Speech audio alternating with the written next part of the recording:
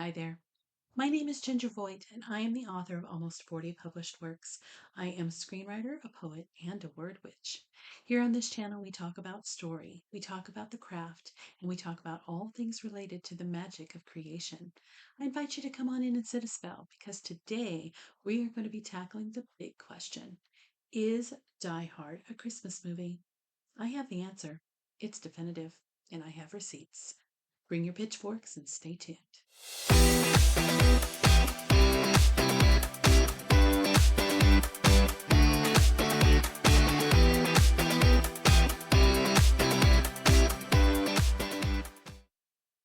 Welcome back. I hope everybody out there is having an amazing holiday season, no matter what you celebrate, even if you don't celebrate anything at all. For me, it's going to be Christmas next week because I'm a Christmas girly and I've already, started to get a little bit more festive. And my family and I, we're, full on into our traditions. And one of our traditions is our Christmas movie list, which we now pick out of a bowl and we watch just randomly because there are a ton of Christmas movies out there. And so to choose the order, we kind of use random fate. But this year we decided that there needs to be, going forward, we need to have a movie marathon of three specific movies in order. And the first one is called Love Hard. This came out in 2021, and it is a romantic comedy centered around Christmas because the lead character, Natalie, is I think she's a writer. She is a writer. She writes like a column on all of the bad dates she goes on because she's having horrible luck finding Mr. Right.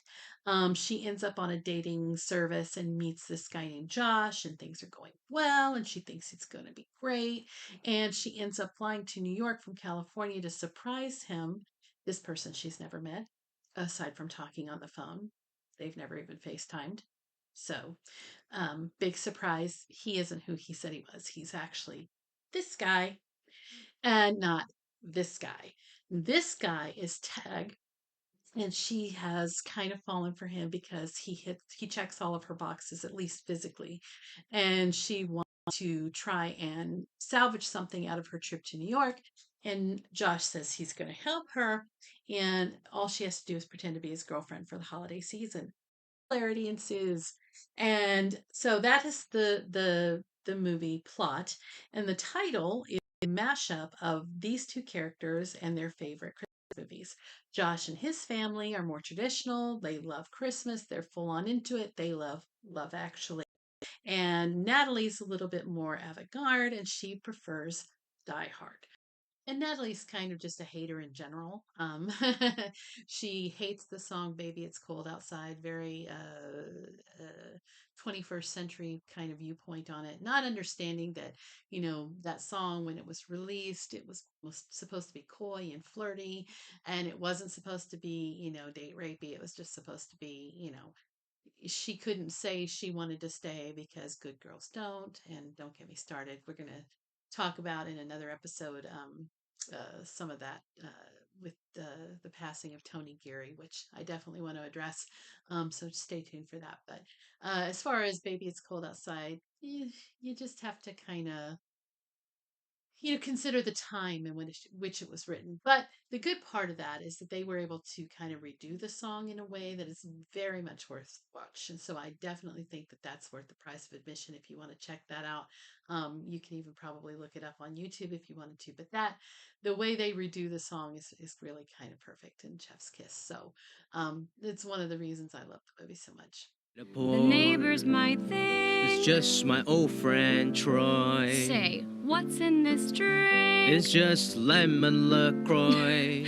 I wish I knew how to take a hint to break the spell. Do you know how to spell farewell? So this becomes the clash of characters that they have in the story, as it has, loving references to both movies. So that begs the question, and it's introduced in the movie as well, is Die Hard a Christmas movie? Well, I have the answer and I'll talk about it. But let's talk about going first in order. of how you need to watch these three movies. So the first thing I think you should watch is Love Actually. Now, hear me out. I know for a lot of people, myself included, this can count as a hate watch. For me, I think there's three specific scenes I watched this movie for and one storyline. So I have, you know, mixed feelings about the movie. Um, I knew, it's when guys write romance, they write guy romances, and that's fine, but that's how, the most wholesome romance is going to be the people who meet simulating porn, and the guy gets lucky who's a complete wit. They'll whatever what would they call him, a twat or whatever. He goes over and he thinks that American women are just going to salivate over him because he has an accent, and of course they do. And it's like my bestie and I both just whatever.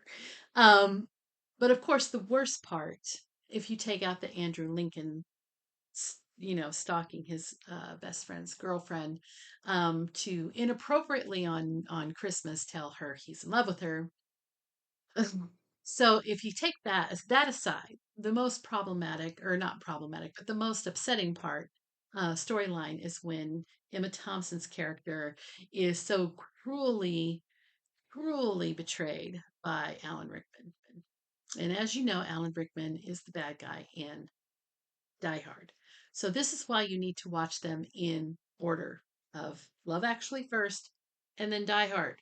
Because in Die Hard, he gets what's coming to him. So this is how the order that you should watch them in. And it brings us to the question, and it's introduced in the movie, of course, of whether or not Die Hard is a Christmas movie. And I've given this a lot of thought, studied this. I've boiled in my brain trying to figure out how we can qualify, first of all, if it is a Christmas movie. And I think the most essential part of a Christmas movie is that Christmas has to play into the plot. If Christmas doesn't play into the plot, then it could be taken out easily, extracted from the movie, and nothing would change. And for Die Hard, this does not apply because everything that happens in Die Hard is happening because it is Christmas. Okay. John is coming home to see his kids and his ex, or she's not really an ex, is she? They're just kind of living apart. But he's coming home to the family because it's Christmas. Okay. He is going to meet her at a deserted office building because there's going to be a holiday party. Well, it's deserted because everybody else has left. Everybody else is, celebrating Christmas. And this holiday party has kept these people there after hours when there's less security or easier to overthrow the security. So the fact that they can get in and do what they need to do for this heist is easier because they have the limitations of what's around and the lax security around Christmas. And this party gives them the opportunity not only to address the lead guy who has the company, but also they have a plethora of hostages that they can now take to meet their demands.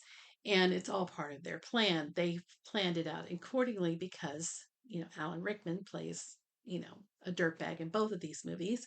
And this one, he's murderous and he's going to kill people just to get where he wants to go. And of course, John McClane is a cop from New York who just happens to be in town because why? Because it's Christmas. And he happens to be in the building because why? It's his wife's Christmas holiday party. And he's going there, and that's how they're going to meet. That's how all of these pieces come into play. So, all of the things they add in there for the fun of it. The Christmas music or the decorations or the way that they have everything, set up to look like Christmas. All part of the glory of that because they can lean into it because Christmas is a major part of why this plan is going to succeed. John McClane is the one that messes all that up, but they probably would have gotten away with everything had he not interfered with their plans.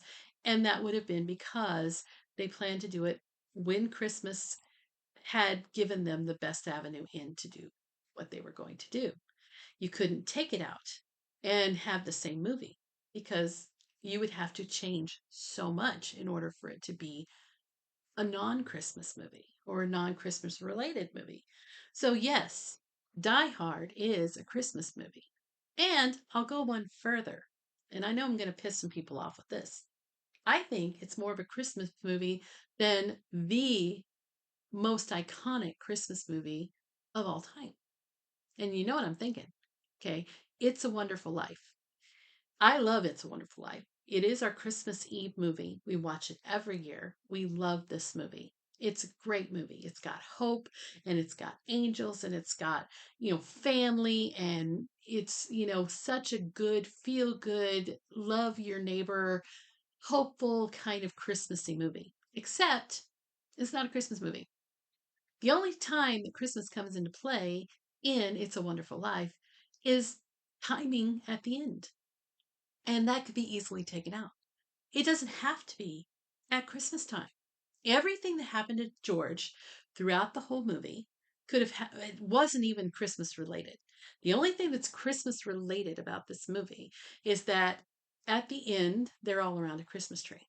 But even Christmas doesn't play into that. Okay.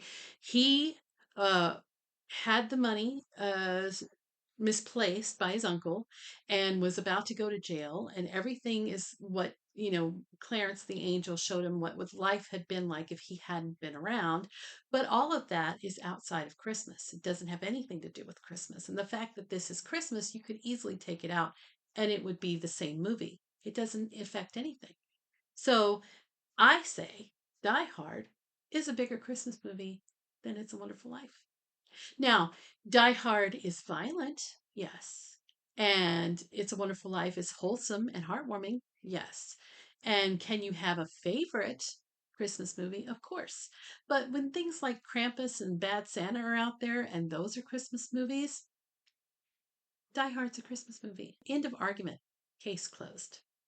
Do you have a favorite Christmas movie? Is it Die Hard? You can tell me. Put it in the comments and come for me. I'm okay with that. Let's argue about it. It's Christmas. Why not?